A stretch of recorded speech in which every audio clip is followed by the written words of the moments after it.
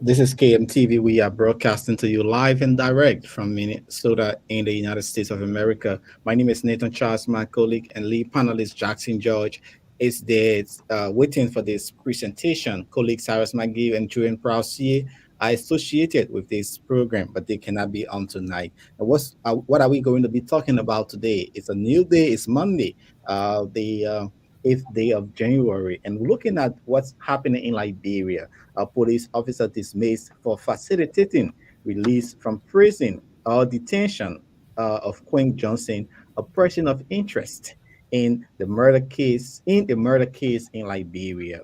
And protest continues on Capitol Hill. Staffers there are crying out for incentives and pay for special sitting.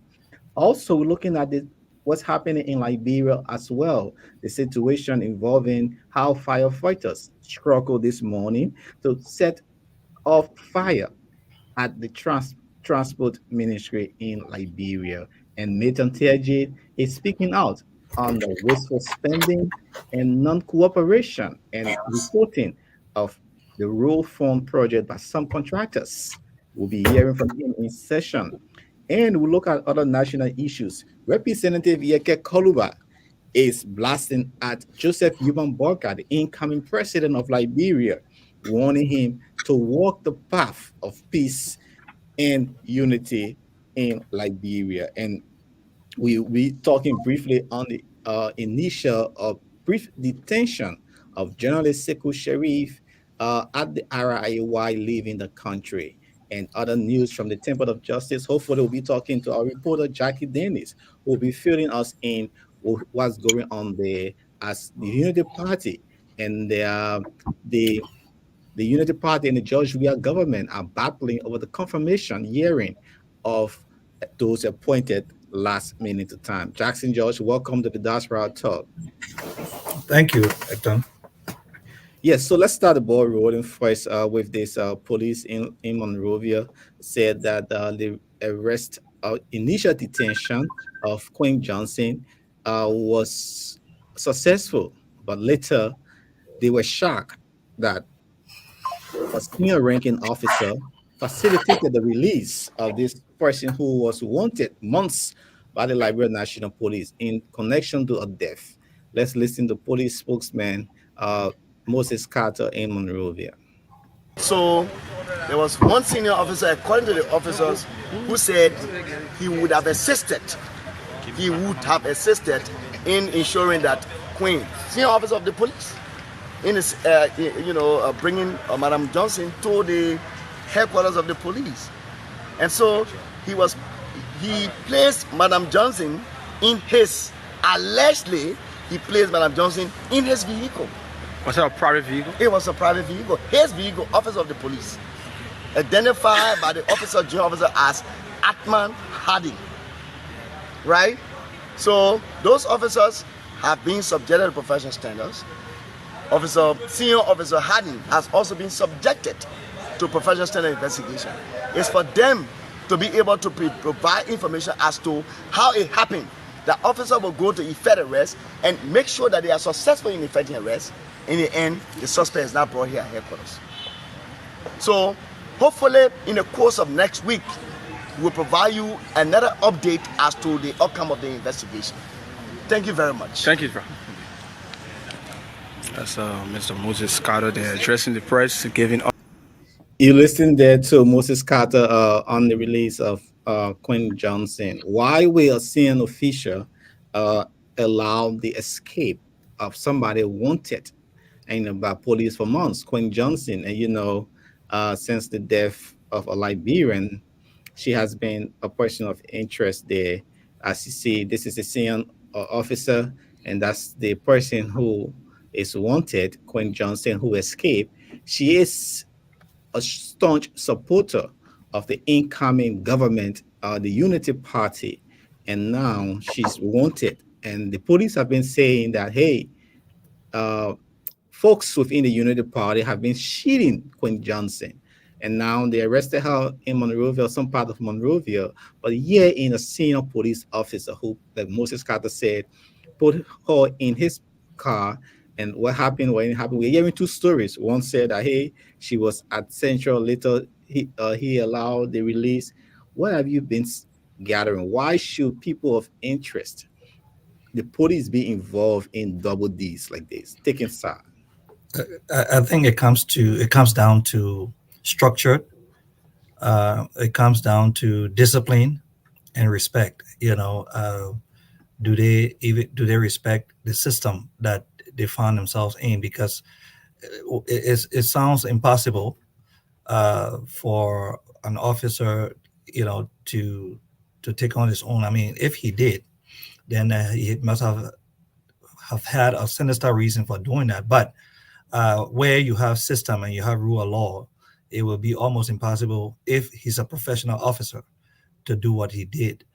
But I'm not sure. I think over the weekend I listened to this Queen lady. She was in public. She was at the Red thing. There was a nightclub she was at, so she was not in hidden. She was in public view when they went to arrest her. So if this had taken place in a month and this woman was in public view, I don't know if they had a rate of arrest or whatever the situation is. But it was chaotic at that nightclub or that bar or restaurant that she was at. And I saw the video, and she was speaking. She didn't have no rate of arrest or other things. But even if once she got arrested and taken to the police station, the fact that you have double dealings from the police department shows that something is wrong. So I don't have much information on that yet, but just from what I saw, her explanation as compared to the explanation of the communication officer, he talked much about professionalism, and every time he spoke, I listened to his interview. But professionalism was not at the highest. So it boils down to leadership, it boils down to structure, and it boils down to execution of how they function as police department in Liberia. So this is unthinkable, because if the police should not be one-sided, regardless of which political party he belongs to. Because I mean, it is a clear fact. Even the police head is being appointed by the current president, and it's like that. All president appoint the But you police. see, that the issue here is we have to stop politicizing all of these things. Yes, the president Why will should appoint. we? And when No, is what the I'm saying, time? the president will appoint police director, DA, or all of these things will be appointed by the president. But all these positions have the constitutional responsibility, and that is where responsible people come in to take charge and do the work. Again, I always say the way you got the job is the way you function, right?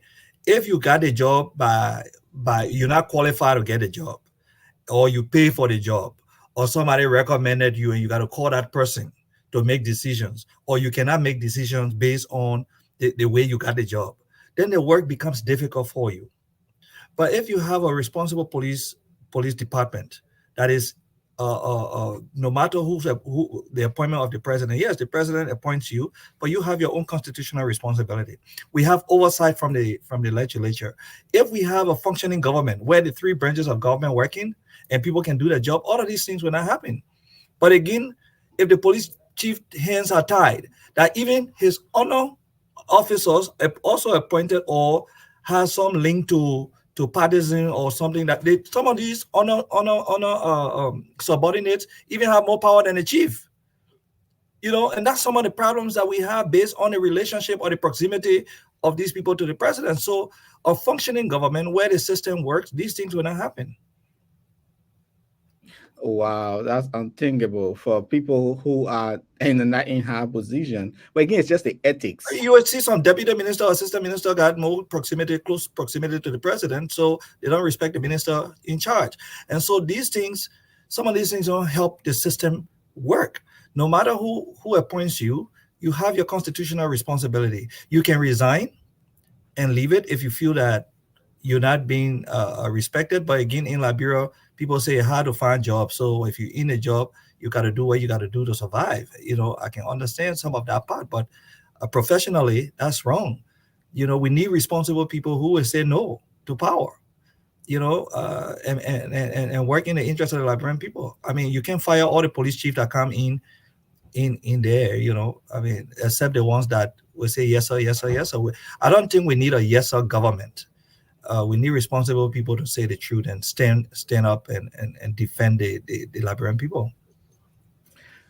We need responsible individuals, somebody with impeachable character, not looking at their connection. Like justice is blind. It doesn't matter if Jackson John knows Nathan. Yeah. Once you have to be questioned, you must go in. And maybe that person, maybe because Quin Johnson is close to power that he. Neto, my experience in Liberia, the system works in Liberia. People will say there's no system in Liberia. The system for the poor. If you are poor, and you are nobody in Liberia, the system works for you. You go to the police station, you see people there. Most of the time, the people who got no connections, people who just ordinary people, you go to the prison compound, a lot of people in jail, the court system, a lot of people caught up in the court system. So it's working for some. But if you are, if you got a big name and you got people in power and it's all I mean, the system, you can do whatever you want to do. The system doesn't work for you, you get through the systems, you get one big call that come from somewhere and you're released, not even going through the court system. You're released before you even go through the court system. So we need a country that works for all of us. And the bottom line is we need to respect each other. Once we start respecting each other and start respecting our constitution and holding each other accountable, our country will work. It's an easy fix. Indeed, it must be an easy fix because hey, if such a thing must happen, this is not good. So as you know, Front Page Africa is reporting the Liberia National Police has dismissed officer at Hammer Harding, code number Unit 187, the Chief of Technical Services for Public Safety Division of the Liberia National Police, the LNP, with immediate effect. So we are hearing that that has happened, but we don't know as to whether he will be investigated, though they asked him to submit himself for that. So we hope that we will get rightful I'm sure information. the hierarchy as well will be terminated soon. So, but it's continuity. It's And maybe the continuity. man looking for. It doesn't matter whether he arrests him or not. The next government coming in will have to investigate. That's how I see it. We have to investigate and then find out whether the termination was justifiable or not justifiable. But it is totally inconceivable for a police officer or a leadership within the police department to take a person wanted without bringing that person to the police station. Again, it shows what kind of structure, what kind of leadership the police department has. Indeed, we pray that that comes to closure.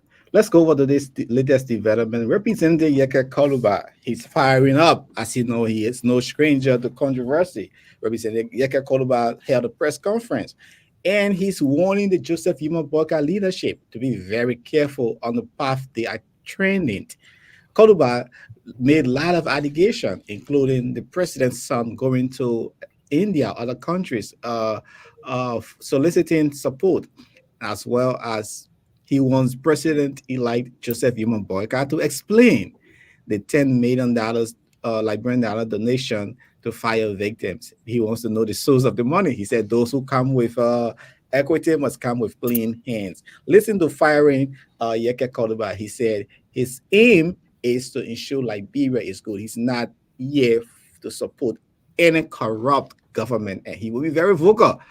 He was vocal on the George Weah regime. He will be vocal on the boycott administration. Listen to your Representative Yeke Koluba. I mean, that the paper riders government here, that the nurses, the midwives, the civil servants, the teachers, the younger boys, that the government here, you are proceeding the wrong way. I see Chris Bansakwe, A.B. Kroma, and Gregory Koma. You're too hot. You're slow down. You're too hard. You're slow down. Where were you people? Why you people couldn't come so we could fight? Oh, you were behind playing game with George Weah. Today you won't be in power because you people have tested being director of police before. You want to come loot the police officer money and keep them in poverty, right? Don't slow down. Look, they call the Lebron ball. I am the mechanic for it. Anywhere like I get problem, I will face it on the road before we reach. Some people say too soon to speak, you lie. I'm not speaking for you. Some people say, if I wait for 2 months, you'll say, why you didn't speak long time? I'm not speaking for you. We are speaking for the Liberian people. Just slow down. Just see things going on. Jojo, slow down. You too hard. Why you going around the portal and say you will protect them? You taking money from people. Slow down. You're too hard. Tell the Liberian people who carry your son and who carry your brother to Lebanon. It will be challenging. President Boakai to tell the Liberian people who carry Tatan to Lebanon. I know who came to Lebanon. And I will tell the Liberian people. You think I have to play game with the Liberian people? Eh? You think I will say that you play game with the Liberian people? You think I will say that you play game with the Liberian people? You sat down, your hand was between your legs. Let door put your hand, the tail between your legs. Now today you want to stay to know that you can claim the Liberian people glory? Don't lie. Thank God I was elected. Thank God I'm now appointed official. The challenge is between the new government and myself. Anybody want to take it the way you want to take it, like your business. I don't care. I don't see nobody. You don't want to see me hop the transformer. We sacrifice. The Liberian people empower me to sacrifice. Liberian people gave me money to use for my family. I took it and use it to go from county to county. Let me appreciate the youth chair. He was all in the slum with me. We went to all those places. Representative Yeke Koluba, they're speaking. Jackson George, you know he's no stranger. Some of the issues he raised, what do you make of it? I think Yeke Koluba's style of politics is different. The delivery, the way he delivers his message, how he frames his messaging. Sometimes I listen to what Yeke Koluba is not saying, and it's the frustration that we need a system that works for all. I'm not going to dwell on what he says about all of these things because I don't have any proof as to what he's saying. But if you have listened to Yeke, he's talking about when he says the Pimpen Draw are the real owners of this government. Let's be real. We need real reform in our country. We need people who are serious to build this country. We cannot have a country where our ministers are taking pay and the people who are sweeping and cleaning and doing all of the work in the ministries are not being paid. There's no difference between someone who's a minister putting food on the table for their children, sending the children to good school, and the man who's working, cleaning the office. Children also have to go to school and they have to put food on the table too. So if you listen to his frustration, like I said, I'm listening to what he doesn't say. He's frustrated with the system, but the system has to work for all. And so I'm not going to dwell again on his what he says because he knows maybe he got information.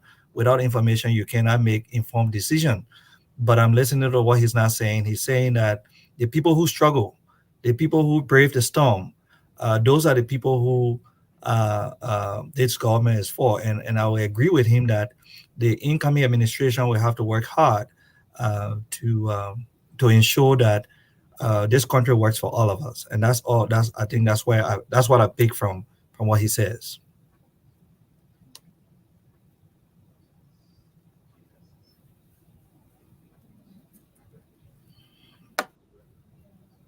So that's Nathan. That's the politics.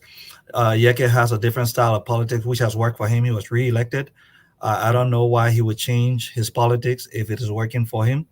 I think the fact that he wants to be the guy who will say things that others cannot say. I'm not talking about the abuses, but we all have to protect the interests of Liberia and the voice for Yeke stand too. But equally so as a politician, you have to balance.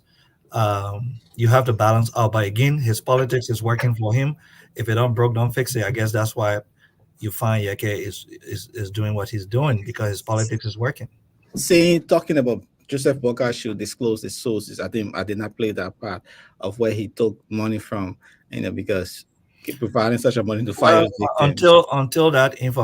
until he has that information again, politician would throw something and wait for a response, and then they capitalize on your response to make it work. So I'm not going to dwell on an allegation that he's making until he can provide proof that indeed Ambassador Boycott took money from somebody else. If he has that information, he should just provide it. That makes it easier. But if he doesn't have it, you can't just send information out there like that. But again, that's Jagged politics. That's what has worked for him, and so he's using it to his advantage. So you think the unity party of Joseph Yimo Boca must be accountable to its people, and accountability comes with proper communication, open communication. Well, we right now we're in a transitional stage. Yes, That still don't rule out things to be no, open. but what I'm saying, we're in a transitional stage. We had a government in power. There's a transition. I totally believe in transparency. Yes, we need transparency, but if you see the transition how it's going, nobody wants to burn feathers. Is it? Are they turning over all the documents? Are they doing what they're supposed to do? All of these things are not. So it's looking like we're going slow, so that these people can turn over. But in terms of transparency, I think yes, they need a robust communication department that is putting information out there, telling the Liberian people what's happening, having press conference, talking about all of these ministries, what's being turned over, what's not being turned over, so that you inform the Liberian people. Should this incoming administration be held accountable? I think this incoming administration will be scrutinized more than any other government in the history of our country. Why you think so? Because the Liberian people, I always tell you, Liberia will never be the same. The Liberian people eyes are open. This election changed the landscape of Liberia. So for anybody, this incoming administration to feel that, what happened in the past, like 6 months of pay, people don't take pay for 6 months, the benefits cut off, money being moved from one place to another. We all going to pay attention to the budget. So if you put money into the budget to fix the road, and the road is not fixed, civil society will have to figure out what's going on. I think all of these systems just sat down and did nothing for fear of maybe being killed or other stuff. But I think we've come to learn that even through our civil war, where 250,000 people died, all the Liberian people did not die. So we all will not die, so there's no way you can kill everybody. So I'm hoping that we will understand that times have changed. The internet now is totally different from what it used to be many years ago. The things that we're hearing now, we've never heard those things before. The things that we're seeing now, we have not seen those things before. So for anybody coming into this administration to think that civil servants will come for 3 months with all pay, I think they're making a serious mistake. That a gas slip that due a benefit that due to civil servants, they will not get it when ministers and the deputies and other people are going enjoying themselves, traveling around the world, going to restaurants and eating and other stuff. I think those times are past. I see a Liberia where people will be met in the street and people will tell them how they feel. So if we have to fix this country, like I said, we need serious people. We need people with a mindset that they are civil servants and they are not doing the Liberian people a favor. And that has been our problem. Most of our government, I've always thought that they're doing us a favor. Like I always mention, you take a driver, you got a driver. This driver is supposed to work 8 hours a day. You take this driver from morning to night. This man got his own family, he got his own children. I mean, after 5 o'clock, find your private driver, pay a private driver. Why should one person work 7 days a week or 6 days a week for 14, 15 hours a day when you're not even paying him on time? These things have to change. It's not government. It's just common sense. Some of these things are common sense. You're traveling out of the county. You don't tell your driver you're traveling. He got a wife, he got children. Maybe he got an appointment to take his wife and children somewhere. You just say, we're going to Ganta tomorrow. We're going to Ganta now. And we're coming back day after tomorrow. What sense does it make? These people are responsible too. So these are some of the problems that we have, and we think government must fix everything. These are sometimes the common sense that we need to bring to our leadership. It doesn't take presidential mandate to say, treat your driver with respect. You take your driver, you go upstairs to eat your driver sitting there in the car in the hot sun. Let it. You there for 2 hours, send the driver to go eat somewhere. Let the driver take the car and go eat. So we got these issues that we think it need government fix. It's just common sense. People with heart, people with empathy. There are few people in Liberia that you shouldn't mess with. Your driver, your cook, your watchman. But those are the people that we feel they are nothing. Wow, And those are shouldn't the mess people, with them. and those are the people who can kill you easily. And yet those are the least people on our list. And something is fundamentally wrong with us as a people if we think those people are not important. The person who cook for you every day, you just do nothing for them. The person who drive you every day can kill you. When they got cars, Indeed. they can just take you somewhere and leave you there. So we got to be responsible and careful. Some of these things don't need legislative laws and laws put in place to say a driver work 8 hours a day. That's it. Some of these guys work Saturday and Sunday for the ministers, and most of these people come from the United States. Who in the United States work for? Who do we even ever to hire a driver in the United States before we say take them for 14 hours a day? Yes, Which are the ministers? Which are the people person? do. No, I'm asking question. Which of those ministers in Liberia today had drivers in the United States, had cooks in the United States, or washmen? It's possible. They couldn't afford even Uber driver. No, but they go back home. Yeah, if you need a driver, you need a driver because of what it is. But these guys work for 8 hours. They come to work just 8 hours. Yes, I understand ministers got more than 8 hours work. Then hire a second driver. But don't use one person. That person, you're destroying this person in a family. The way Liberia is built, his children are seeing him 6 days a week or 7 days a week. It doesn't make sense. But again, those are some of the things that we find ourselves doing, and hopefully we can change some of those things as individuals, and we don't need laws to change that. We just need to be human. And we just need to be human. Jackson George, they're saying, let's just put this in very briefly. Over the weekend, the Minnesota community pay homage to their fallen soldier and a Liberian. His name is Sergeant Alhaji S. Kamara. He was laid to rest. He worked in the U.S. Army, a veteran there. The community stood up and laid him to rest. Indeed, we say, may his soul rest in peace. And the family, our hearts are out to the family as well as they go through this time. He was very much influential in the Liberian community. He worked with different groups, putting them together. And indeed, it was a sad one there for the Liberian community. So we lost Mr. Kamara, sergeant in the U.S. Army, and also to the Liberia diaspora community to also paid a visit to the memorial service of Atta Bien, a member of the chairman of the board of directors. The chairman of the board of directors. I was trying to put the pictures up, but it's not going through. So we say our hearts to Mr. Bien and his family.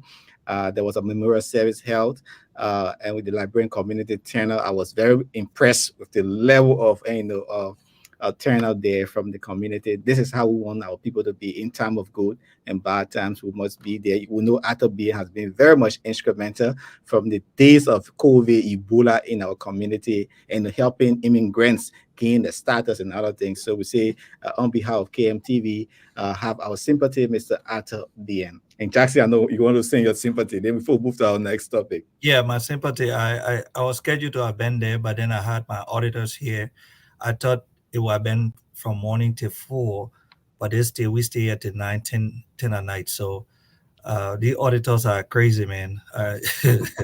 Receipts. They ask you for all kinds of paper and they need all kinds of stuff. So I just thought he flew from Texas here. So I just thought it was going to be from 10 a.m. in the morning to 4 o'clock, but it went beyond. And so I could not have been there, but most of the board members were there, and so thanks to the Liberian community as well for the turnout and support. Indeed, this is Diaspora Talk. We're looking at issues from Liberia. Let's move over to the next topic here. Firefighters struggling to put a fire at the Ministry of Transport right in Monrovia. It's just a stone throw away from the National Fire Service. Imagine right in Monrovia. They could not have access to the building, even the equipment. So this video is from a partner station in Liberia. Let's listen to how the struggle, then we'll discuss what is needed for our firemen in Liberia. Point, because mind you, the building has got floors, and This is a building that has got flat top. It's compartmented. So if a fire is raging from here, it's better to be contained from the ground floor before it then makes its way upstairs. So this building needs to be salvaged. That is what they are doing. The duty of the fire service is to protect lives and property, and in this event is to protect this property and to protect other properties around as well. So as you can see, the whole building is now engulfed in flames. It has not burnt down completely to say it cannot be salvaged or nothing can be done. So what they're doing is they're trying to make their way into the building. If the fire can be contained at where it is, they can contain it to save the rest of the building. That is what they're attempting doing. But as we have rightly said, so far they've not been able to pinpoint exactly which part of this building the fire is raging, whether or not it's spread to several offices, as well. So Jackson, what do you make of this? Well, I think as a nation we have struggled with the fire service department in our country. I know when I was a child, we in Buchanan we had a fire service department, and when fire is burning, they come and look at the fire, and then they take the truck and go get water. For some reason, we didn't know why they couldn't keep water in the truck or put pumps around and other stuff. But again, it's a systemic problem. The fire service might look like they are not professional, they don't have the equipment, but it comes down to have we put in the resources that we need to make them effective and efficient as a nation.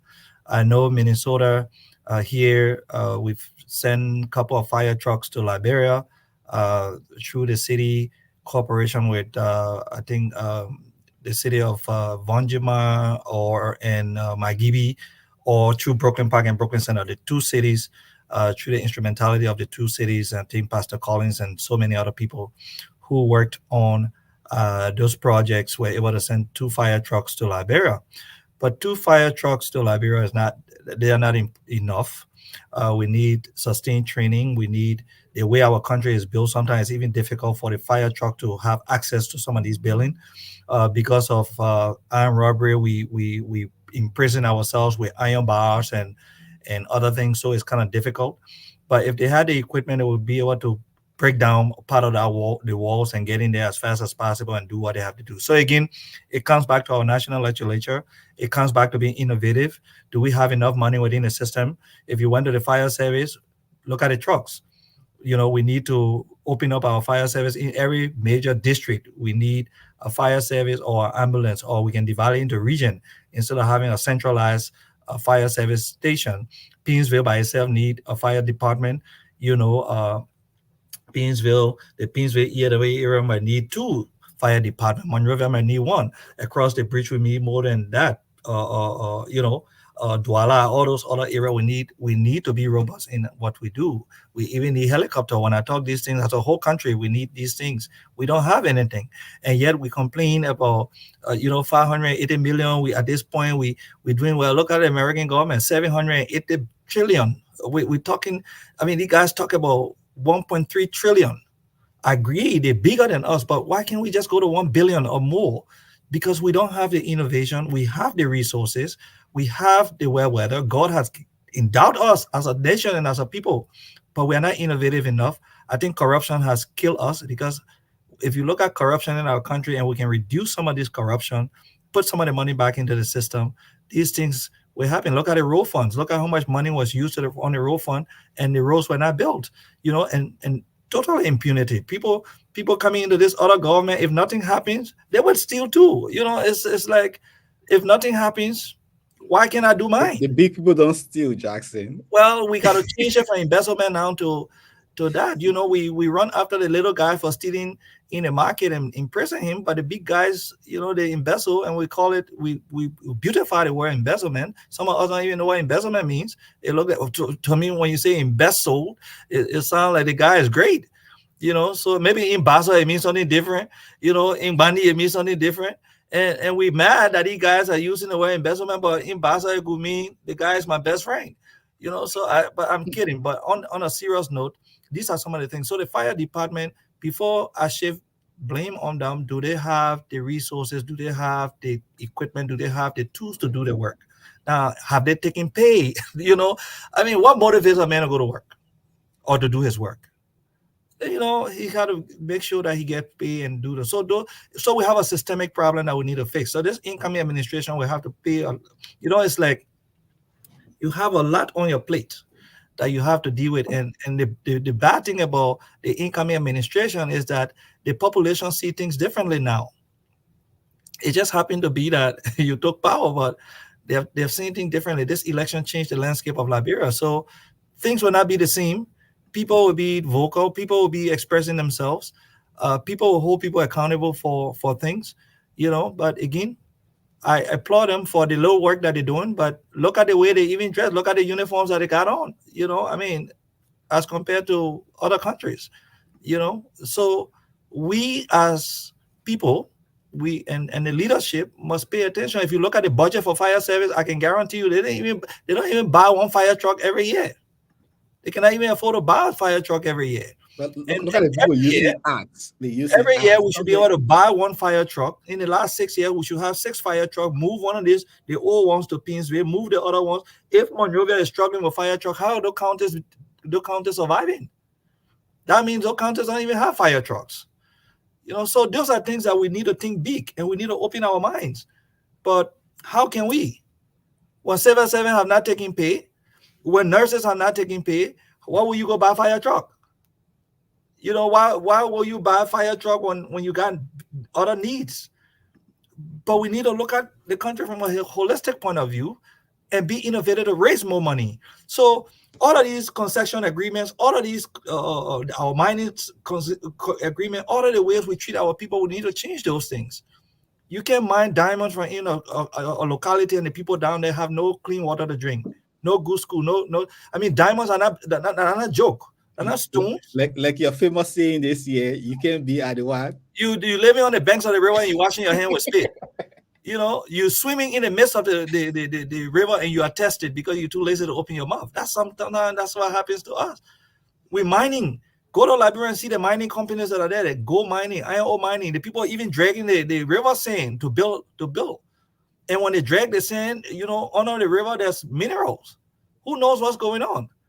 But because we are so complacent or we're so bad in the way we do things, we don't care about the masses. And sometimes why all these fires lately? So what happened to finance ministry?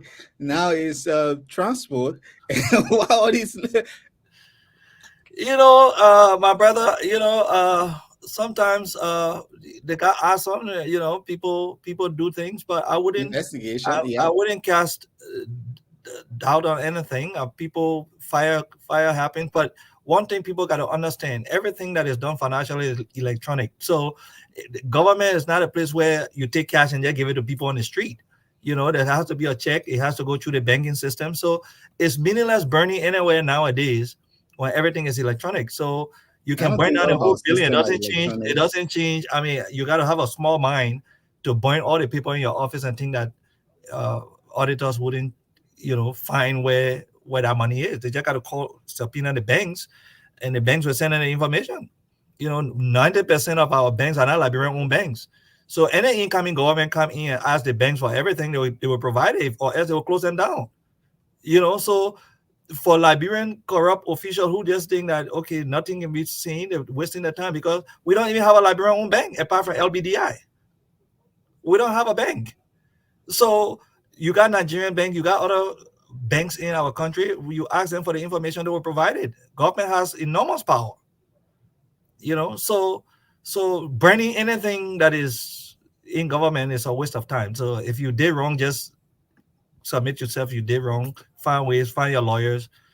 Protect yourself by finding a lawyer. Is that a warning? Find a lawyer. Yeah, don't waste your time. Find a lawyer. Don't waste your time. Let's go to this big story here coming from the Unity Party. It says the Unity Party has submitted a petition for a writ of prohibition against the Liberian Senate, urging a temporary halt to the confirmation hearing of Antonin Samora Wodokoti as the General Commission of the he was appointed at the Liberia Revenue Authority as a commissioner general following the death of Thomas Doe Now. As you know, Thomas Doe Now died. His body was brought into the country. He has now been buried. President George, we are appointed Samora Wolokoili. This is Thomas Doe Now, a former LRA director, commission. He's dead and he's yet to be buried. President, we have filled this, appointed Samora Wolokoili, and now that's Samora Wolokoili on our screen. And now the Unity Party is when running to the Supreme Court. But now the sticker issue is they have asked Justice what her name? Wolokoili to step down because of a connection to this person, yes, Samora Wolokoili, and they are asking that. And this is the same person, Justice Wolokoili, also is set to hear a similar petition filed by the Unity Party on the confirmation of Frank Musa Dean as Associate Justice. So you see, in Liberia, like you said, everyone is connected somehow. Yeah, so it is hard. It is a small our politics. system. We have a difficult time with our politics because of our traditions and the way we do things. But I think in this case, the president has the prerogative. That's his right to appoint. On the humanitarian side, you would say, well, the Thomas Donan just passed. The family is grieving. You know, it was a job. Yes, we understand that. Can you just give them time to grieve and then you can do that? But the president is pressed with time as well. He's leaving office. He needs to make his appointment, so we can understand that part.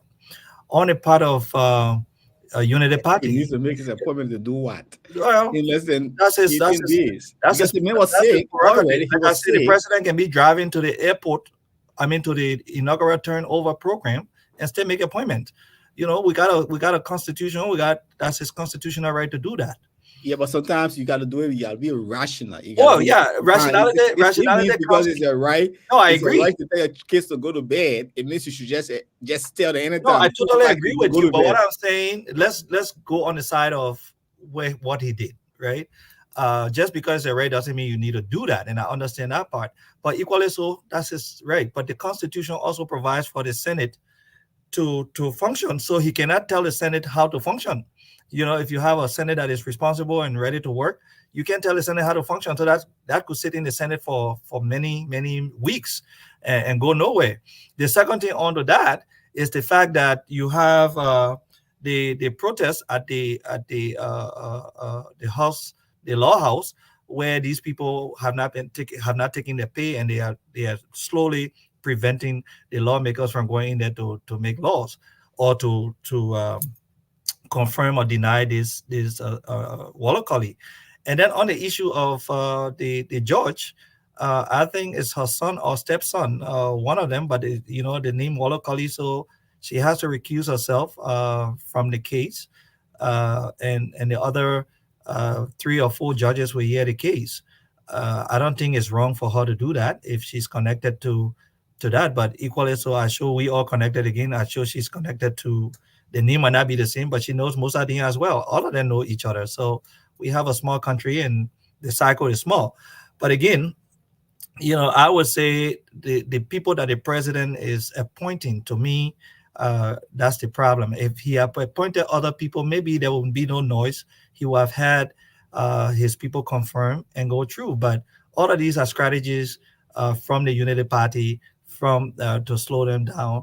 And I'm sure they got up to tomorrow. If it doesn't work, maybe the president will ask them to stay again.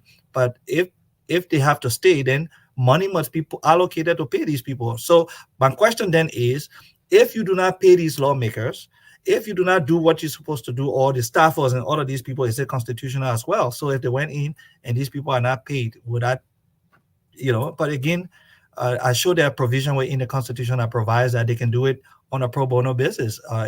If the president pro tem asks them to come in without pay and they all agree, then it works. But again, I don't want us to just think, okay, the president does not have why should the president do that? That's his right to do. But equally so, the Senate has to be responsible enough to say, you're a lame duck president. We accept your petition, but we'll hold it until January 23rd. because there's more lawmakers. I think 11, 10 or 11 lawmakers will be voting uh, uh, for this position, and they were already kicked out of the Senate. So those are the people who the Liberian people did not want will be putting in office the LRA boss. So I think we got to allow the system to work. We want democracy. Democracy can be messy, and that's part of the messiness of democracy. And we want democracy, so we cannot press down on democracy right now because it's in the favor of the other side. Democracy is messy, and that's how it has to be. The president appoints. The president could appoint on the last day. The president could fire the defense minister on 2 hours before the presidency and appoint a new defense minister. What would we do? We'll be causing noise. It doesn't work that way. That's his right. So the president can fire up to 12. I mean 11:59. Indeed. Let's move forward to this other development here. They are cleaning up Monrovia because it is filthy. A group of Liberians, the Joseph Human Boycott campaign team, cleaning up campaign team, has been very much instrumental in making Liberia healthy because it is filthy. From Painesville to Central Monrovia, all down Waterside, they have been cleaning up, not only in Monrovia, other parts of Liberia, from Grangita to Nima County. Supporters of Joseph Human Burger has been cleaning up these areas. With little resources, they have galvanized support from diaspora communities, local community business, private individuals to get Monrovia clean. Alexander Williaper were with the team there from KMTV. Let's play you this video of how the cleanup exercise is ongoing. Fence, as you can see, Paul just continues to work and making sure that the city is clean. Let's go.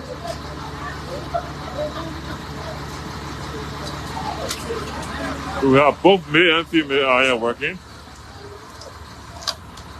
This is Quin Johnson Road along the SDA fence.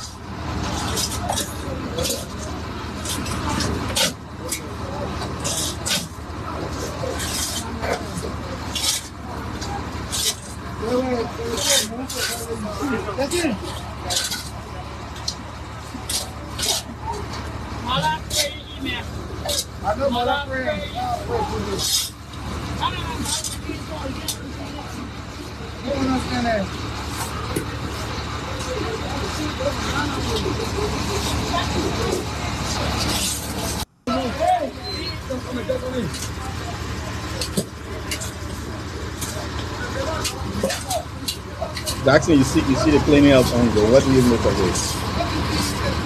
Well, I think I applaud the volunteers for cleaning the city. Um, I think my question would be, when did we know that the city was dirty? We just realized that we had a dirty city. Thank God for the inauguration that is coming, so we realized that, and now we are cleaning the city. But there's some things that we needed to go back to look at. I like to look at the consistency. Will we do this all the time? Will we keep our city clean? Because the city being dirty is part of our making, right? We need to educate our people as to the cleanliness of our city, but we also need to provide the kind of equipment and the kind of uh, leadership that it needs to keep the city clean. Where do we put all of these beams? We need to buy more beams, put it in the location. We need to hold people accountable for putting mess all in our streets. So we have to have a lot of education around sanitation and the cleanliness of our city. One of the problems that we also continue to do in our country is the fact that it's good to volunteer. There's nothing wrong with volunteering, and I'm hoping that some of these people will be paid stipends or other stuff. It's good, but when we create the environment that everything is volunteer, volunteer, volunteer based, and then when it comes out now that we want paid, then it creates problems. So I'm hoping that they are volunteering their time as patriots and nationalistic as they are, but we need to put a system in place to ensure that uh, we do not continue to repeat the same thing. We need a system that works. We have our city mayors, we have our city corporations, we have all of these things. Again, we need to put in resources to ensure that it works. All of these things boil down to resources and the allocation of funds. And if we reduce corruption, we allocate money into the right places. We have responsible people to ensure that these things are done. Most of these things will not have to be reactive. We need to be proactive instead of reactive. And most of the time in Liberia, we are reactive. When these things happen, we react. But can we put in place the system that works so that we don't have to go through all of this? Is it easy? No, because if it were easy, it'd be done. But again, if you put the right people in place, if you put the people who can build and structure these things and make it work, talk to people, bring in the different groups, and with the resources, I think we can get our country clean. We have a small country. If you went into the villages, Nathan, Okay, you'd be see, surprised that our villages are cleaner than our well, cities. And so I don't understand. And we're Mr. saying that those Johnson people are will illiterate, those people don't know nothing, but they uh, know more than we know. You will never go into the villages and will see update trash all you on all to in the go villages along. like that. The road going to the water side is clean. Where they draw the water from, they Will don't. update You you know, as we it's go they along. have a system that works for them in the villages. Once again, In the morning, everybody uh, get out to sweep. the You go volunteers to need these your villages, they are support. clean. But then you come to our Yes. cities, it look like this. So it's a reverse for me. I like to see sustainability. I like to see consistency. I like to see a city that is clean, but we need to make it work. And making it work means we need to put system in place. We need to be innovative enough to find resources outside of government, to find resources as these city mayors, build relationship outside of our country, bring in the money and the equipment to make it work. Sometimes it's not all about money. It's sending these people off for training, having programs that will go into the different communities and educate these people, put beams in these places, but equally so have the equipment to come and pick up the trash. Because if the people put the trash in the beam and they overflow, they will cause the same problems. And then we have to figure out how we can recycle some of these things. We have to find landfills to put these things in, but then we need a company that can come in and recycle plastic and metals and other stuff and turn it into a product that people can buy. So you see, is all of these things have to change, and we can't just throw trash on the landfills and don't do nothing with it. In developed countries, they use trash for menu for different purposes, and that's what we should be thinking right now with the world now a global village with technology all over the place. They got equipment and that you can buy to do these things. So we business people got to start looking into the areas of recycling and making things work. So I'm concerned, and one of our viewers just wrote what was in my mind.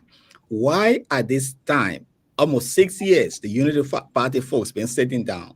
They've been seeing the area dirty. They did not gather themselves together, but they have to wait. So sometimes, to we ourselves, we are just desperate or selfish.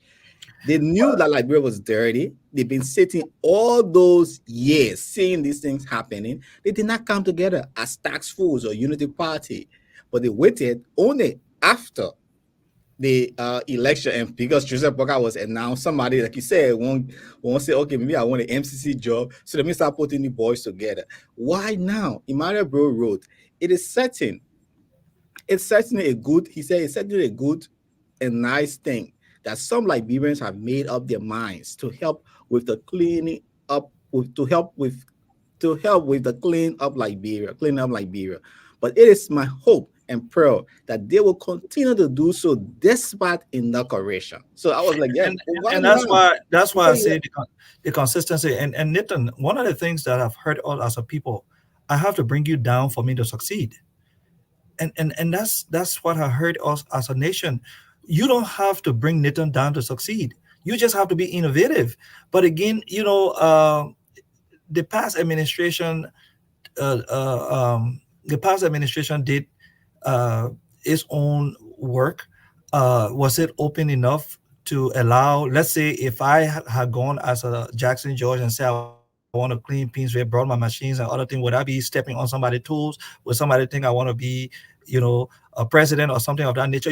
Some of these things hurt us as a people. Some people come in, they try to make it work, and other people think, you know, like once upon a time, a friend told me he took a container to one county, and the senator and the representative thought this guy wanted to be a superintendent, not superintendent, but senator or something, and they went and sent the boys there to disrupt the distribution of this guy humanitarian product. So the fact that Joseph Boycott, Ambassador Boycott, has won, and his partisan feels that the country is needs a facelift is not a Oh, bad right thing. now, that's But what the they feel question right the now. question you ask is legitimate. Where were all these people? Why didn't they do that again? Where would they have been given the opportunity to make that happen? We're all rubbing feathers. You know where we come from.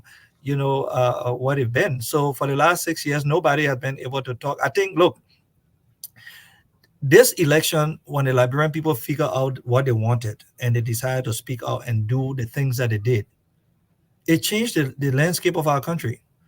And that's why I'm saying the fact that those Liberian people got in water and they stood on the street and they said they spoke out change Liberia. I don't think Liberians are going to be afraid anymore. I don't think all of us just going to sit down in our shelves because we're afraid to be, named as this person or against government or other stuff. So a lot of people will speak out, but I think, in short, Dayton, if we have a responsible party, if we have people who believe in Liberia, if we have people who have come to this country to work in the interest of the Liberian people and not for themselves, then we'll have it. But if we're coming in again with the same mindset that we're doing these people a favor, then we'll have the trash in the area as it is, and we'll wait for another 6 years for us to clean it. So I'm hoping that Ambassador Boyka will bring in people, put them into a room, and ask all of these people who he's bringing on board to help him lead this country to see and tell them, I need civil servants, I need public servants. I don't need people to come here and think they're doing the Liberian people a favor. Once you get paid to do your work, if you're taking salary from the Liberian people, then you're not doing us a favor. And so it is my hope that we'll be consistent. We'll not wait for 6 years to clean the city again. We clean the city every month. And the city corporation should be doing that. The market women pay, I think they pay $1 per day for tables and other things. Where all the money going? How come we don't have equipment? So our problem is not just government corruption. Corruption is also in the private sector. Corruption is also, in civil society. Corruption is everywhere. So we as a people got to agree that we want change and we want to hold each other accountable. But many of the times we just can't tell our supervisors in Liberia or our bosses in Liberia the truth. And that's most of the time that has hurt us. They don't even give you the opportunity to just walk in your office and speak your mind like we do here. I keep my office door open. Anybody can walk in and talk. In Liberia, it's kind of hard. So Nathan, my other thing is, you're right. Why now? But again, we don't know the intricacies of all of the different dealings. Why they didn't do that? Maybe they didn't have the energy to do it at that time. We can't hold them as accountable. Maybe they have it now, so we take what they have to do. But I think there are challenges in government. Nobody should sit on the outside and think it's easy to run government. We have, especially the Liberian government, we have serious challenges because we are not disciplined at all. We don't have the country. We are not as patriotic to our country as we should. We don't even carry the flag up at 6 o'clock anymore. We don't sing our pledge of allegiance with pride. We don't sing our national anthem with pride anymore. So there's a lot of work we have to do with the young folks that are coming up. I hope we can go back to the days where we pledge our allegiance with seriousness. When the flag is going up, we all stop. Now you see people walking when they're singing the national anthem. People are walking. People don't even have time. Those days we took those things seriously. So we who of this generation, we saw those things differently. And I'm hoping we can go back to those days, Nathan. But our country needs real help. We need real people to go back home or to be home or to make it work. I think One of the things I would like to see is the president going to these to the universities and getting young Liberians to make them assistant ministers, so that we get a young generation in government, building the young generation for future leadership of our country, instead of just having all of the old folks in government. Let's start looking at the young people, see how we can mold their minds to take the leadership of this country, because in the next 20 years, those are the leaders of our country. Indeed, those are the leaders of our country. Again, we must ensure that, hey, Liberia is clean. People have been waiting, sitting on the fence, as Jackson just said. Maybe they will be stepping on someone's toes. But now we have to take the issue by our hands. Let's take a break. When we come back, we wrap up here on the Diaspora Talk. As you know, a lot of things happening at the Liberian Senate. What's happening to the rule fund? The fund, Nathan TJ, recently the people at that rule fund, they protest over illegal dismissal. Nathan TJ, a Fresno County outgoing senator, has been speaking. What has some of his lawmakers, his colleagues, been saying while in chambers? Let's take a word from our sponsor, the Park Liquor Outlet. When we come back, we delve into that very briefly. This is a Diaspora Talk. Cyrus Magee, the lead presenter, is Nadia Joanne Proud CA, who also contribute to this production, is out today. My name is Nathan Charles, sitting in the presenter seat. Our lead panelist, Jackson George, has been weighing in on major issues in Liberia. Let's take a word from our sponsor. Let your celebration begin with Park Liquor Outlet, your first Liberian-owned liquor store in the city of Brooklyn Park, Minnesota. We have everything that you need to set that special occasion or bride. For your next party or great get-together with friends, visit Park Liquor Outlet. We have great selection of beer, wine, gin, and many more at affordable prices. Our customer service will make you always want to come back. We are open Monday to Saturday, 9 a.m. to 10 p.m. and Sunday, 9 a.m. until 6 p.m. Park Liquor Outlet, your one-stop celebration store. We are located at 6315 Zine Avenue North, Brooklyn Park, Minnesota. Visit us today and feel the difference.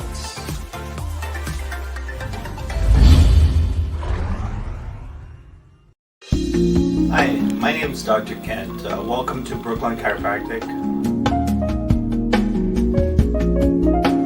Come to Brooklyn Chiropractic if you're having any back or neck pain. Especially, we specialize in treating people in auto and work-related injuries. We've been established here in Brooklyn Center for the last 14 years. And one of the pleasures that I have is helping out in the community. We've sponsored a lot of events throughout the years in the community, and we really appreciate being a part of the community. So if you're experiencing any pain, give us a try. If you want a drug-free way to get better. Thank you.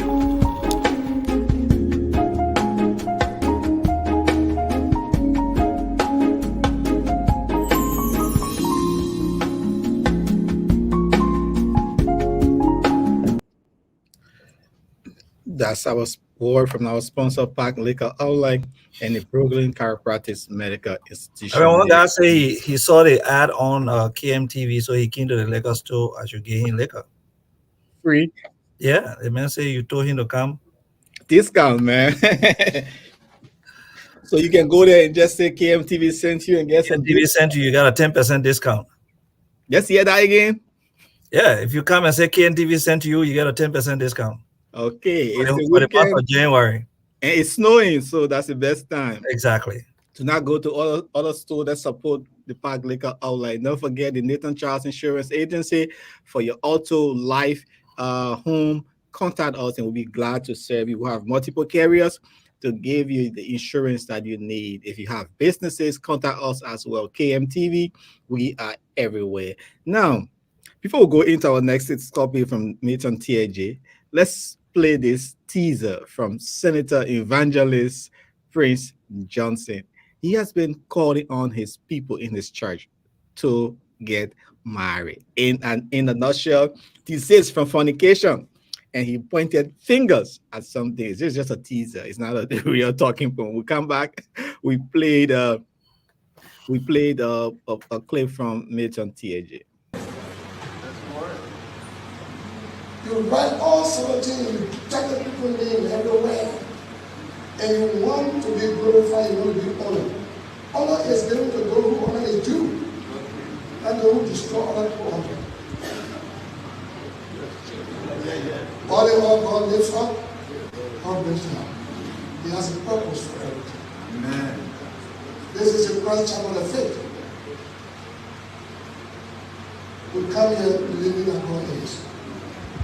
When we have trouble, we go down on our knees and ask God. Individual, each of you, loving God. This is a new year. This new year. You know what else I should tell you? Let me say it to you. You let your access baggage. You know, when you get too many go, right? You go to the airplane, the plane will weigh where too many people was sometimes. The excess baggage and it goes inside. The excess baggage and the adultery inside, and the fornication inside, and the homosexuality inside, and the lesbian inside, and the lala inside. Every bad thing that will keep you there is separation from God, and when you let the home.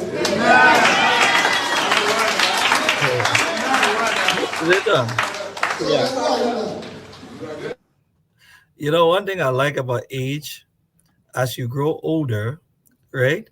Yeah. You get matured and you learn a lot. So I think Senator Johnson has grown older. He's matured and he's seen a lot, so he can advise people as to what to do. You know, so I wouldn't comment much on that, but I think as he's gotten older now, he can see things that young people cannot see. I'm sure if he were to go backwards in his lifetime, some of the decisions that were made, he would have done it differently. Exactly. So I think it's just his experience, and he's telling the young people now what to do. And sometimes we listen and sometimes we don't. Indeed. And this statement was attributed a few weeks ago to a Jubilee Praise leader who called on all his people in his church to marry and stuff like that. It was something on social media. But now Prince Johnson has come into the public to say that. But I mean, they are preacher. I mean, they are here to tell you the truth. Like I say, come with age. You know, preacher always say, "Do what I say, do. Don't do what you see me do." You know, like when I'm speaking to my son is thinking I'm talking out of my head, but no, I'm speaking from my experience. Yeah. You know, and Prince Johnson is one Liberian who has had a lot of experiences in our country, and so he knows a lot. So when he's talking to you, you know, forget about. I think sometimes we mix everything together. You know, sometimes we have to separate things to understand. Okay, sometimes we have to separate things to understand. That was just an icebreaker. Let's move over to Sano County Senator Milton TAG. He has been speaking in the chambers of the Senate, looking at the money government has given to contractors. He describes some of them as bogus. And hear from Senator TAG when he spoke. An issue regarding the use of private companies to sample money for the purpose of the federal government through the Ministry of Public Works. And this issue resulted in the go and ask the ECMA people. Their issue resulted in the taking away of $263,011,350.61 from the government of Liberia through the Ministry of Public Works.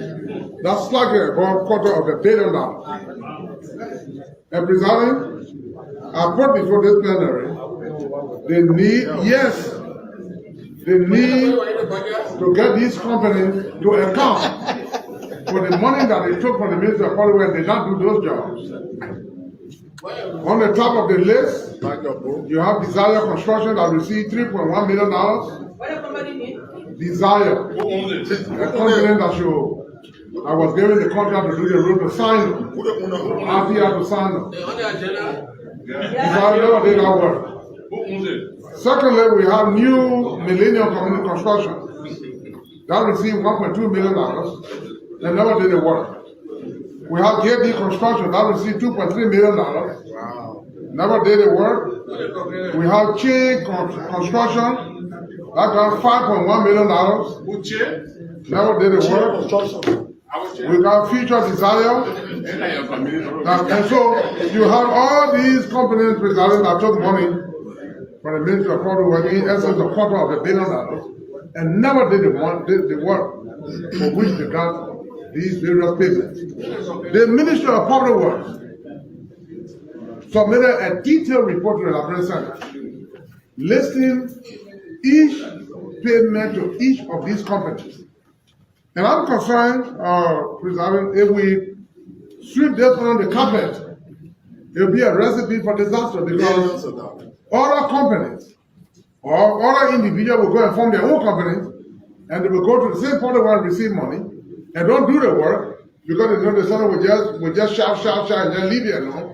So I'm requesting, President, that just as we did in the case of the Santa County Development Fund, for 6 years, $1.286 million, $1,286,000. That money was received and nothing has happened in Ghana. So this is an issue that the protest gave me this assignment. Not even the Committee on Public Works is supporting me to get these companies to be accountable for this money. You alone? Right now, I said the Committee on Public Works said you alone. You see, President, you see some of the problem there? You talk about people taking money from the national public and using it and not doing the work. Then you have people distracting you when you're talking. Now you see the man talking there? Yes. Mr. President, don't waste your time. John Moru coming. John Moru will help.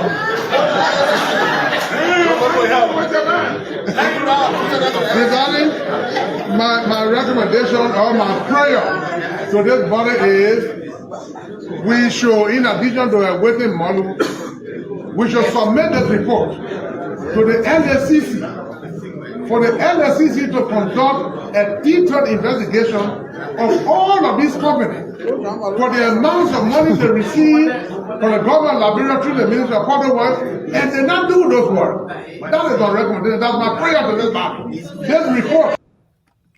Jackson George, you listen to. What, Newton, how long Newton TJ been in the Senate? A very long time. Very long time, right? So we never heard about all of these, his outburst and other stuff. But it's also good that he's talking about it. You know, I think he's one of those who's not returning, right? Yeah. So I can see now that he's. But let's go back to the structure again, this system. How possible is it that all of this money were dispensed or expensed, and the roads were not built? The executive branch of government, the public work ministry, the road funds, the executive mansion, the Ministry of State, all of these entities that were involved, nobody went to provide oversight or to go and inspect to make sure that the roads were not there. The Senate Oversight Committee or the House Oversight Committee never in 6 years did its work. So it comes back down to the Liberian people have spent the money. I think the Liberian people, the money was just wasted. You know, who's doing the work?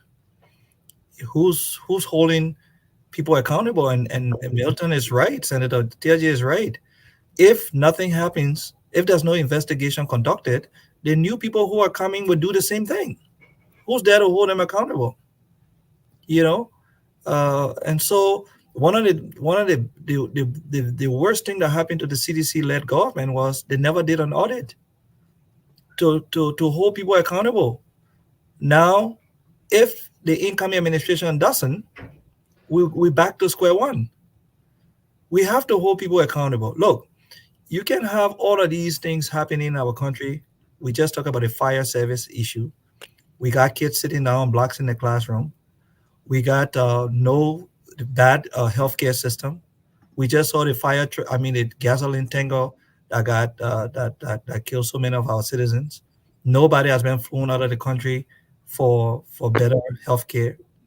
You know, we got bad roads, that the southeast region is totally not part of our country because of the bad roads. We got minerals and resources being shipped out of our country that could build our country. We got girls being raped and with no redress. We got boys, young people all in the street, keke and other things. We call them zogos when they are economically challenged because we have not given them the opportunity. So we label them as zogos. No vocational training. We're not pushing them to do things. So we have a systemic problem. How we fix this problem matters. All of us have to be involved. It's not just the government. We got civil society that need to put pressure on government as well. We got the bankers association, the lawyers association. We got all of these pressure groups, the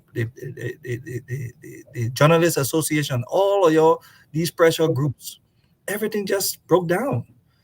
And so I'm afraid that in this coming administration, the people eyes are opening. Liberians are beginning to, it looks like something just clicked in our heads that changed Liberia from what it's going to be. But if change from hope, but if we do not continue to put pressure on and talk and talk and talk, we will just, it's a 7 days thing. And after 7 days, we'll be complacent again and go back into our shells where ministers become gods. You can't recall them in public spaces. They come in, we have to move. When the elevator is open and the minister is coming, we all have to stop for the minister to get in the elevator and go upstairs because we who are paying for the elevator, we're not good enough to ride with the minister. So what I want Liberians to understand is that the people who are working for us, the ministers, the judges, all of these people, we pay them. It is your hard-earned taxes that you pay when you go and pay your keke registration, when you're paying for your insurance and you're paying all these taxes to government. That's what put food on the table for they and their families as well. So they have to respect the Liberian people. That's why send their children to good schools. That's why they used to build the houses. I mean, some people have worked for government for 30 years. So that means they have not done anything outside of government. So we know that government has done well for some people. So for them to think that they're doing us a favor, Nathan, it's painful. Look at the Senate when people have not taken pay for 2 months, the benefit cuts. How do we live to know that I can go home and my children have chicken to eat and the other people kids don't have anything to eat? How do I sleep at night? How do we sleep at night? So we have to reset as a people, understanding that government is for the people, by the people, and of the people. Nobody they can't be in isolation. We should not fear our government officials. We should not run when they're coming. They should be open in the community to talk to people. We build our high fences and we get in our air-conditioned cars and we don't talk to the people who put us there. Senators got to be able to meet with the people and talk to the people all the time instead of just staying in Monrovia where they are and be there forever. They will complain about road connectivity and other stuff, but time to campaign, all of them can go home. So I think we as a people, we need to reset. We need to stop. Why now? Because all of these things have been going. Yeah, but something click. In America, when we have our kids and the bad one, we say the aha moment, right? We have not got into the aha moment yet. And maybe the runoff was the time where we as Liberians got to our aha moment and said, oh, now we see it can be different. So what in the past is in the past. I think what we need to do is to create a situation where we have a system audit. And I don't want people to think when we say system audit, we're talking about witch hunting. There's no reason to witch hunt anybody. The laws are there.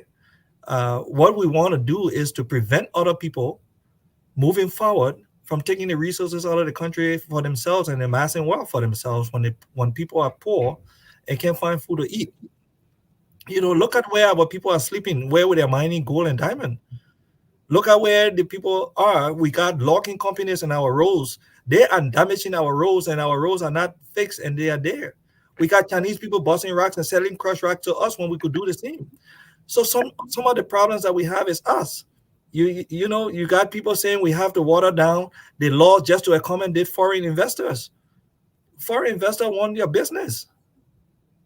So we have to change our mindset about our country. We have to So be. I mean, the issue of following these things, giving all of these millions of dollars to these bogus thing, how is it being approved from the public works, giving contracts to people? What's Because there's going no on? oversight. There's no oversight. Nobody's holding anybody accountable. And Nathan, the truth here is, you put your hand in a cookie jar, your hand is small, so you took 2 cookies based on where you're standing. And I put my hand in a cookie jar, my hand is bigger, and I took 10 cookies. Why are you mad at me? Corruption is endemic in our country. Corruption is everywhere. But it So should not be. it shouldn't be. So what we need to do, we need to start holding each other accountable and not waiting for the government by itself. So let's take, for instance, we look into the budget, like Senator Teja said, $1.2 million was given for road in Sino, and nothing was done. What happened to the people of Sino? Why are they not mad? Why are they not asking questions? And maybe they did, and maybe they kept them silent too. I'm sorry, I don't know, but we need to be more vocal. That's what I'm saying. So if there was a project in Basel for a specific thing and nothing happened, we need to be vocal. We need to talk about it and hold our lawmakers and our people accountable. I think superintendent should be elected and not appointed. You can't just appoint a superintendent to come into my county who live in Monrovia all his days or all her days and come into the county to be superintendent. We need people who live in the county. We need people who have vested interest in the county to be our superintendent. We can hold them accountable because they got vested interest. But you appoint somebody who doesn't even have a house in the county, they can just run away at night. They don't have anything there.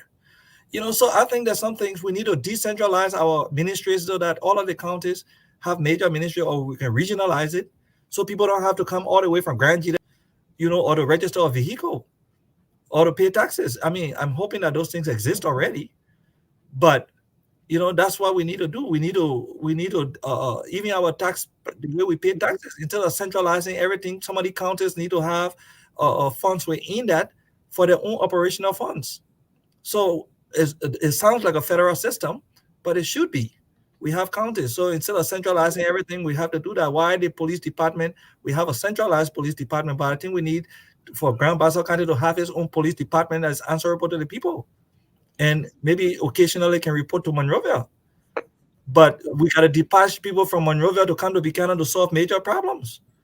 Yeah. We have to empower those people within the different counties to be able to work. And so we have a systemic problem. We have a structural problem, and equally so, we have a discipline problem. We are not disciplined. And because of the fear over the years, the fear of being killed, the fear of being beaten, the fear of not getting jobs because you're speaking out, the fear that we cannot work outside of government, they have hurt us as a people because we have sat down and we have said nothing. Especially when one group of people being eliminated or harassed or something of that nature, the rest of the country will just sit down and wait because, I always say when the Nima County people heads were being caught in Liberia, all of us sat down, we didn't do nothing. The war came and affected all of us. So it's necessary for us to get involved, all of us, whether you're from Lofa, Bassa, Bong, when it happened into one group of people, let's get involved and not wait for it to escalate into a point where, it comes and affect all of us. This corruption has affected all of us. And we all sit down and do nothing, Nathan. And our kids are not going to school. They still sitting down on blocks in the classroom. They're still using blackboard in the 21st century. Our hospitals are not equipped. We don't have medication. We don't have equipment. Our roads are terrible. Our systems are bad. So what do? We keep electing people and hoping that we're going to change. It's not going to change until all of the system work. When civil society begins to put pressure on government, when the legislature begins to do its own work and be independent of the executive branch of government, even though the executive branch has power, but the legislature have to have men and women in there who will stand their ground and make sure that we are holding these people accountable for what they do.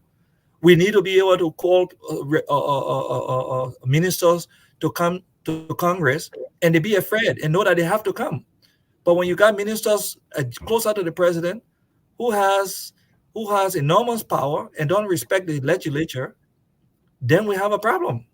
It shouldn't be that way. As close as you are to the presidency should not stop you from your constitutional duty.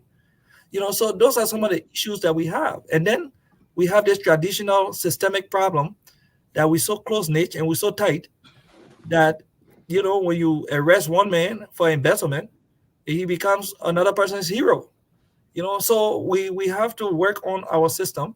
We need to fix our country, but in all, we need to be patriotic and take Liberia first, because Liberia is always second in our minds, and that has been our problem. That has been our problem. That has been our problem, says Jackson George. And let's give you this a development here from Monrovia. We are getting reports a few days ago that Sekou Sharif, a Liberian journalist with Voice FM, was issued a writ of arrest by the Monrovia City Magisterial Court because Sekou, according to the writ, he used his media to extort, harass, and intimidate uh, the Commerce Minister, uh, Marwin Diggs. So we understood that he was leaving the country, and he was briefly detained at RIA. He was en route to Ghana. He was Sekou Sharif. He was briefly detained at RIA, but with intervention from other stakeholders, he was later let go. That's one So of the what's your definition of intervention? If you are rightly arrested and detained, what yeah, is the intervention? yeah. So it's So just that something. means you are not rightly detained. Well, he was because his passport seized. When you go to immigration, you give them your passport. Once they put it in, they will then give your passport back and take you to a room. So it's My like, brother myself were detained in Monrovia, and nobody knows who detained means. So yeah, and this, so myself were detained. I mean, nobody up to now, nobody can say who arrested me or who detained me. But we went for John Model too. well, that's some of the problem. But I've not stopped coming to Liberia. I've always been there. I will always be in Liberia. I want Liberian who believe, look, I got one life. You take it. Just know how you come in to take it. But what I'm saying is, we can't all be afraid to come home. There are um, some people make it their duty to make sure that they say bad things about Liberia, so we can't go home. So we are Some afraid to people go are home. afraid, Jackson. I know Yeah, few some of people are. Some people are afraid. Some people got legitimate they reason have to be afraid. yeah, they got But we reason to all be we afraid. all will not be afraid to come home. One thing I always tell Liberian: no Liberian is more Liberian than the other. Don't use government to come after people because government is 6 or 12 years. So it was. I will just bring you this. It's happening as I was look. Somebody was looking at Georgia Gray, stuff with Royal El Murak. Up to this time, she have not received a bag almost close to 1 or 2 weeks, and they were like, "Why? Why is it because Georgia was on that flight and she's a screw supporter in the north? They brought all of the bags after days, a week. Her bag is not there. so we're like, Well, what's going on? again, it tells about who we are. But like I was saying, that no Liberian is more Liberian than the other. We all are Liberians. We all got our DNA in the country. No matter what part of the world you are, you still a Liberian. Nobody can take away your Liberian citizenship. You know, um, But they do the it. fear of some people going home because they will be killed. It's legitimate. Uh, um, People have died uh, mysteriously. From different reasons, and people got good reason not to want to go home, and some people will go home. But I don't want people, other Liberians, to just frighten us that we can't go home because we get killed or something of that nature. We shouldn't be afraid to go home, uh, and you should not use government to go after people. But if you did, and if you didn't succeed, then it becomes a problem when government change. That's why you see people who did all kinds of things will be worried. But if you did nothing, you should not be worried about who you are and where you are. So I agree that people in the diaspora will speak up more than some people within the country. But when we get to that point where Liberians, I mean, Yeke Koluba spoke up. He is still alive and still in Liberia. I know he goes through a lot.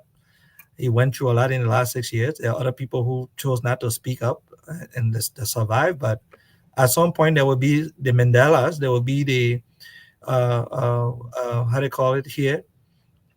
there would be people who would speak. Not everybody would shut up. 5 million people would just not shut up. There would be one or two people in that country who would speak out and fight for change. And when that change comes, they would be at it. They would be there to make sure it works. So I just say be careful. We had a long civil war. There were a lot of things that happened during our civil war. The people who came in and thought they could make it be there for a lifetime, they're not there today. So we have to change as a people. We have to respect each other, and I think if we start to respect each other, we disagree to the agreed. I don't expect that 5 million Liberians would think the same way or have the same path to the development of our country. But at least at the end of the day, we want to develop, and that's the development aspect of our country that we need. How we develop it will be different. But the issue of security, with this government leaving, having their own people in a security apparatus, there's a growing concern. I must say, I've had few people who have canceled their tickets, due to concerns that they may be trapped upon their families are afraid. So indeed, there is a legitimate concern, and we cannot be like that because some people want to go and celebrate what they have fought for, right? But they're afraid of all these kind of intimidation tactics. Somebody said, "Me, I'm gonna just from seeing that situation, I'm gonna go in with one suitcase. I mean, my carry on." So before you go and say, "Oh, your bag lost," so people are still afraid. And again, even as they leave office, the outgoing government too, the owner people too, most of them are leaving the country. They are afraid. So Correct. it is just a cycle. You do me, I do you, I do you, you do me. And that's where we need to be matured, Nathan. That's why we need to be matured and reset.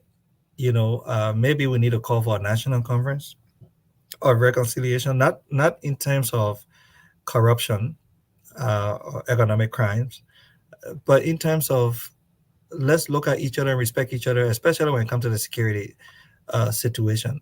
I heard that, the outgoing government is putting a lot of people in the police department, into the security sector and other stuff.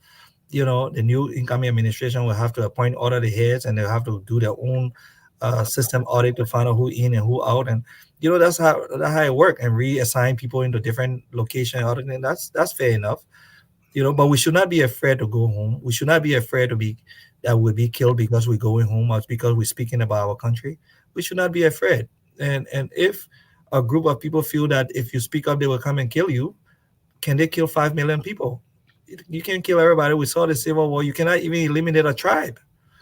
There will be another Nelson Mandela. There will be another Nelson Mandela. There will be another Martin Luther King. They will keep coming. Like the guy in Togo, when he got killed, he said, "If you kill me, there will be more of me coming."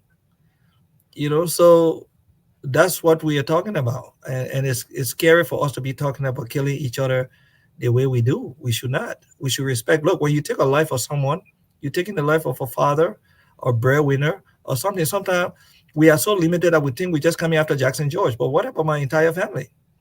What about my entire family? So the question is, when you do me and I come back to do you, what happens? We got to understand that people in power don't have power. The power is inherent in the people. The chief of police go home at night to sleep. He's sleeping alone. Even if he got 5 security at his home, they are just human as well. So you can't perpetrate harm on other people's family and expect that your family will be safe. There's no safe place if when you start the ball rolling, just know that your family is not safe. And it's not just you, your family. I mean, if you're the chief of police and you're going around killing people, you become a hard target. What about the soft targets? I'm not perpetrating anything, but don't come after me thinking that that's just me. I got sons. I got family. What if the cycle? So it just become a cycle of violence? Yeah. Now my own son come after your own family, and your family come after mine, and we just continue to do that. Liberia will never go back to the point where you can just harm one man family and your family just be walking on the street and enjoying life. We shouldn't do that. That's why you see in the developed world these things don't happen easily, because they know what's going to happen. It's just like a gang. You come after this gang, the gang come after your family, and it's just like that. We don't want to degenerate into that kind of a country. So I would tell people we disagreed, and disagreement is good, but we don't have to get to the point where we're killing people's families just because we disagree with you or because you got information on me. What am I doing that you got information on me? Publish it. And then I will have the time to defend myself. But we can be going to people's homes at night, taking them out of their homes and killing them just because we want to silence them. You're never gonna silence anybody. Nowadays, if people got stuff on their computer, they send it into the cloud, they send it to 5, 6 persons. So you kill this person, the information is still there. Okay. Let's give you this other breaking development here, and this is a good news for the Liberian community. The ordination and consecration of Reverend John Toga Harmon, the first Liberian immigrant elected bishop in the Episcopal Church in the United States. So that's Reverend John Harmon there. He's the first Liberian immigrant to Or the be guy in the elected. suit, or the guy, the bishop with the This, yeah, this the one? Okay. yeah, the first person to be elected uh, in the Episcopal Church in Little Rock, Arkansas, in the United States, Yeah, and that's that's huge. happened on the 6th of January. That's a big news there for a Liberian immigrant to ascend to that position in the Episcopal Church in Arkansas. Another thing, Nathan, one of the things that we also do not do when people, especially like Liberians who were elected here in Congress, or Liberians who are doing well in America, we do not tap into those people to help our country. And that's something that I'm hoping that this government would do. Tap into to people. We got Nikita Ricks here in Yeah, Colorado. Nikita Race. And, You and know, I actually, think there are yeah, other these are people who they always the Liberian community. exactly. There are other Liberians who are high up, who are elected in the United States, or or in State Department. We met a Liberian guy in State Department who was managing a wing of State Department. We never even knew he was Liberian. Wow. There are Liberian in places in this country that they don't even want you to know they're Liberian. You know, Uh, I mean, if you're around and they speak differently until you can pick up that they're Liberian, and when you act and say, yeah, let me tell you one funny thing. I went to court, right? My son had this driver. He was speeding, and we had to go to court, right? So we're sitting down waiting for the judge, and the judge comes by, and she said, "Excuse me, how are you?" I said, "Fine." She said, "What can I do? I mean, what are you here for?" I said, "Oh, my son did he violated traffic laws and other things." She said, "How can I help?" Now, a Liberian will look at you and they, "What are you in my business for, right?" I said, "Well, he has to go to school, and I told him to take the vehicle, and he was just going to school, and he got pulled over and other stuff." She said, "Okay, all right, I'll see you later." So in my mind, I began to think. I said, "Well, why would this woman just come and ask?" Guess what? I get up there. She's the judge. Oh, She's a Liberian, wow. born by two Liberian parents. I didn't know. Why if I said, "Why you want to get in my business?"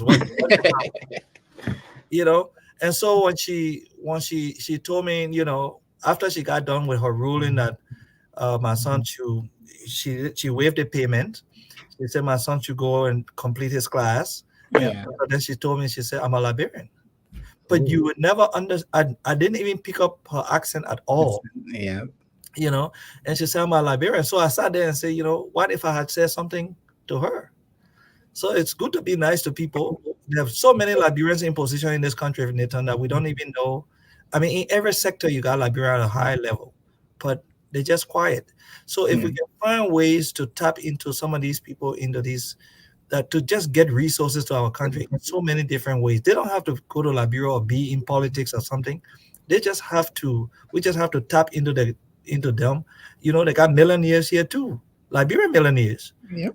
That don't even associate with us just because they don't want to be seen. But there's backdoor channels that we can use to get to these millionaires so that they can help our country. And some of them are in real good position. Yeah.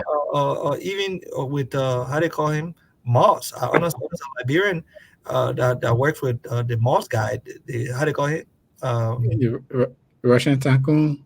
This Moss guy who got the internet stuff. Oh, okay. Yeah, Starling or whatever.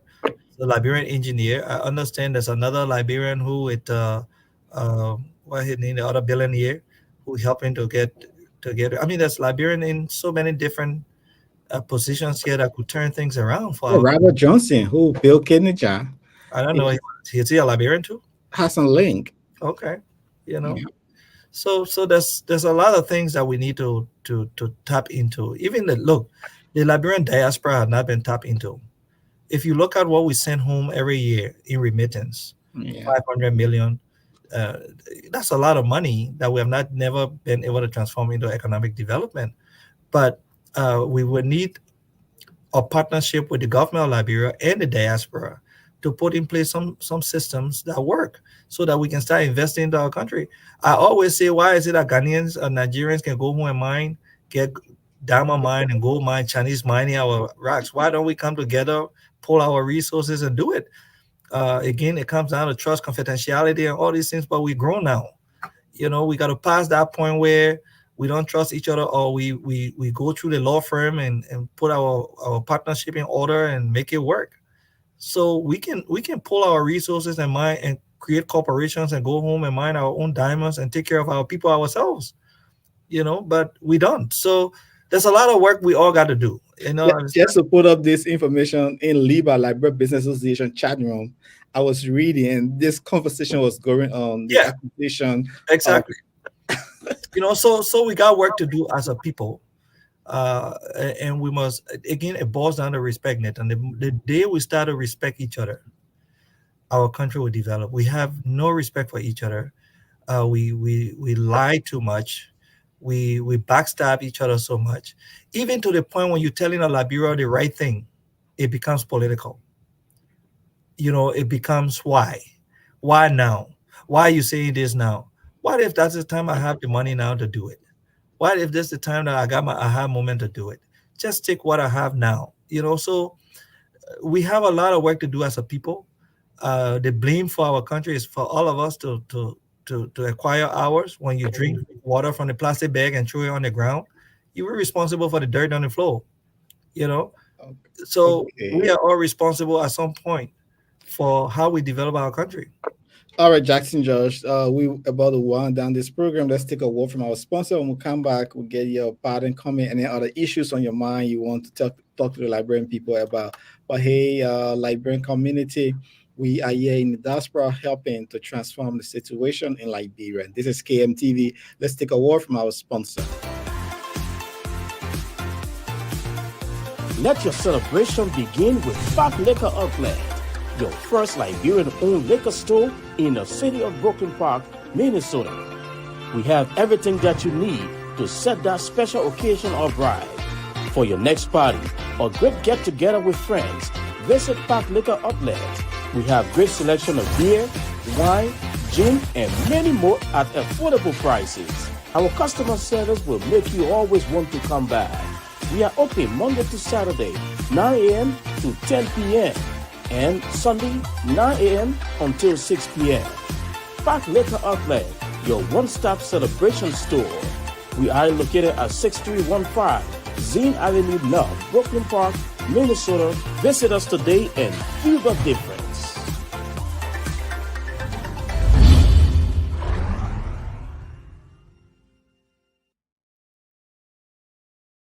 Visit the Park Liquor Outlet and feel the difference. And let's give you this other development. The Liberia Broadcasting System today launched the first ever national language radio station in Liberia. So now the Liberia Broadcasting System has a language a station only for vernacular, Baza, Gio, So why you Loma. gotta say Basel first? Why? Because we got talking to George. We see the name. That's why they say the people you in the face everything, you remember them often. So I know, that's right? good news for Liberia. There has been massive development there. The Liberia Broadcasting System, headed by Estelle Liberty, Director General, very young, energetic young journalist there who transform or is helping to transform the Liberia Broadcasting System, and Titi Giblo, Isaac Gazon, Red, and the other folks, Sabo Josh, other folks there out of the Liberia Broadcasting System. Why everything that good George name gotta be inside? You think so? Summer George, yes, Summer George. So that's one of the development that I wanted to bring you. So as we wind down Jackson George, there's a final closing statement. Looking at first, the police officer dismissed for facilitating Quin Johnson. These are stories we've been following, discussing about Quin Johnson, who is person of interest in the murder case in Liberia. We look at the protests at the Capitol building. Staff are still crying out for pay.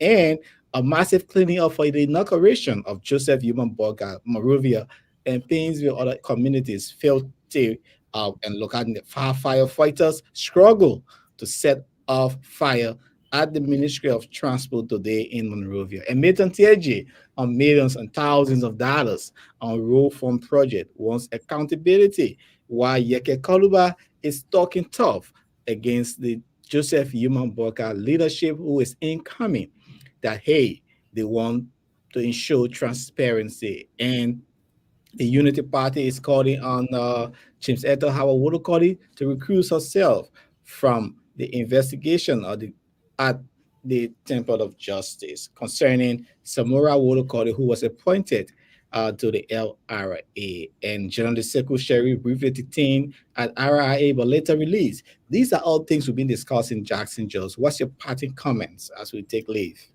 Well, I would say we have a country that we all are part of, and we all need to take some responsibility for what's happening in our country, or whether you're in leadership or you're not, or you're in the religious, civil service, social society. We need a reset and look at where we can help our country. All of these different pressure groups that are formed, instead of us having in-house fighting, we need to look for ways to help our country. One of the things that I like to say is that we need to get our young kids off blocks in the classroom and sit on benches or chairs. We need to get rid of blackboards in our classroom and put on real time learning equipment in our classrooms. We need to make sure that our healthcare system is working for all. We need to work on the roads infrastructure. We need to work on public-private partnership. We need to invest more into the private sector so that we can have most of the young people working in the private sector, reduce government, and make government effective and efficient, but then work hard to improve the private sector. We need agriculture. We need tourism. I think tourism and agriculture can build our country. We need to focus our attention there, but we need a good healthcare system to make sure that our people are healthy. We need to make sure that the informal sector, to move most of the people from the informal sector to the formal sector. We have to respect our constitution. We have to respect our laws. We have to pump money into the security of the state, pump money into the police departments, the fire service, first responder. We need to raise our national budget from 580 million to maybe 1 billion and more, so that we can cover some of the costs that we have. So the incoming administration will have to be innovative. I understand how we can manage expectation, but those expectations that we are managing cannot be 6 months of civil servants not being paid, or the system is not being upgraded, and so we have a government coming in that the people elected. I will hope that on January 23rd, we will not be complaining, but we'll be working in the interest of the Liberian people to solve some of the problems that the people elected this government to do. And so the incoming administration should deal with the problems, but they have inherited the problems. They've told the Liberian people that they can do the work. The Liberian people trusted them, so that we're not going to be living the last 6 years. We want to find solutions to the problem. And that's what I think, that's my expectation for the coming year, Nathan. Indeed, the expectation is high. Like all people say, manage your expectation, limited. Don't be so much in high. So say thanks to all of our viewers who will be here on Wednesday. Thanks for the time, Jackson Josh. 2 hours. It's nothing small. It's a lot of money wasting to come and help from the minds of our people in Liberia. Like he said, we have to start talking, and it is the time right now. We can't sit at the bank of the wall. Everyone and watch your hand with speed, right?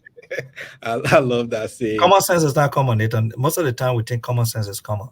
But common sense is not common. People have to be told. That is why when you have a PhD in this country and you want to find a job, they will train you. You have the education, but you don't have the common sense to do the work because they have their own structure. They have their own way of doing it. Yeah. So we have to pay more attention to details. We have to work. Again, most of the time, the problem that lies in our country is us. The way we deal with each other. You try to bring your expertise on board. People see you as, you're trying to change a system. When you try to do the right thing, you're the enemy of the state. So we don't want change, but we advocate for change. And that is something that we need to work on. If we really desire of change, when change comes, it might even affect the person who's advocating for change. Indeed. Thanks so much, and have yourself a wonderful time from Brooklyn Center. My name is Nathan Charles Cyrus McGill, the lead presenter of this program. Could not make it today. Joanne Proud CA, and all those our beloved contributor, Imari Bro, and others who've been following us religiously. We say continue sharing this KMTV broadcast, and we will help to continue to educate you more. For those of you who also want to share your views with KMTV, you are welcome to do that when we are live on this broadcast. Have yourself a wonderful time. Bye. For politics, entertainment, news, and business. And this is KMTV. We are on the screen, we are everywhere. The best online Liberian platform you have. Make the best use of it. My name is Frank Adams, and I endorse this channel.